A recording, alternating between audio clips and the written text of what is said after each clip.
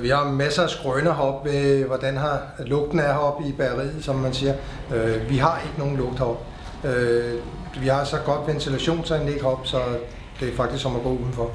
Og så har vi Danmarks dyreste skraldespand, fordi vi må ikke brænde blomsterne, fordi det er enten ler eller det er oasis.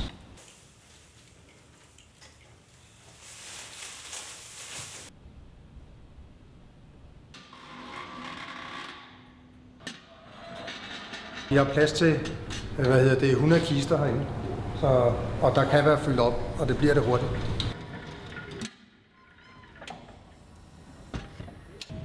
En kremering tager cirka 1,5 time, afhængig af afdøds tilstand. En lille dame kan fx sagtens tage 3 timer, hvis hun det vi kalder har fået meget medicin, så får vi det vi kalder har et vådt lig, og så kan det godt tage op til 2 til 3 timer.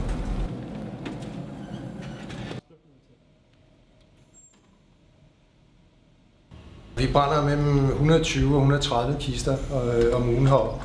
Det er sådan lidt afhængigt af jul, påske og pinse, så har vi lidt travlere, så det svinger sådan mellem. Når vi skraver ud, så er det tit, vi kan se benproteser, knæled, hvis folk har fået nye knæ og sådan noget. Rygsøjler kan vi skrave ud af alt muligt, og det er sådan noget, der bliver genbrugt. Når det er blevet kølet, så kommer det ind i vores knuser derinde, og så kommer det til at se sådan her ud. En gang kattegrus eller groft salt. Og det er cirka 4-5 kilo. Vi flyttede herned i 2002, blev det her bygget hernede. Og vi kom fra Folkevognen til Bentlin. Vi kom fra noget, hvor vi pudsede næse, og vi 14 dage inde i ferien, og vi var stadig sorte. Og her kommer vi, hvor der slet er noget stykke.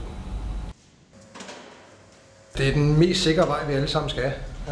Og som vi siger heroppe, at vi har det mest sikre arbejde heroppe.